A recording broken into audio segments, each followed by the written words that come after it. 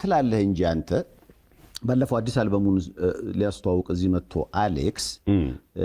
ይሄን ብሎ ነበር። እስኪ ይሄን ቪዲዮ ላሳየህ። ምራነውና ሂፕ ሆፕ ሀገርኛ እግዚአብሔር ያሳያችሁ እስኪ የሚያወራው ሌላ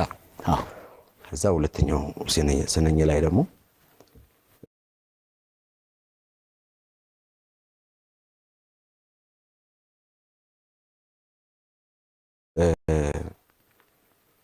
መስሏቸው ነበረ እኛማ ምንተኛ ለሂፕ ሆፕ እንትን ስንል ቀና ደፋ ቀና መልሰን አጣምሮ ቁጫሉ አንዴ ዘፈኑና መልሰን ወሰድነው ዙፋኑ እንደገና አንዴ ዘፍነ ስለጠፋ አንተም ተመታህ ማለት በቃ በቀኔ ቀጥታ ለኔ እንደሆነ እኔ አውቃለሁ ገግም ያለው በቃ እኔ ለኔ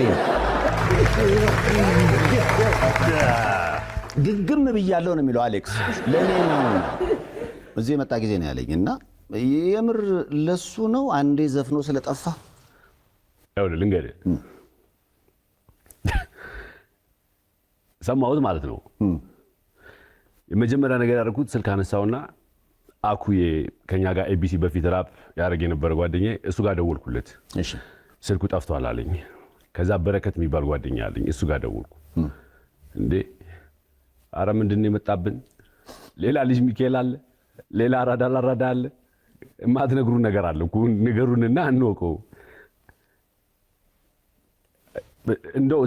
ለእውነት ለመናገር አግኝቼው አላውቅም አንተዋወቅ በአካል በፍጹም እሺ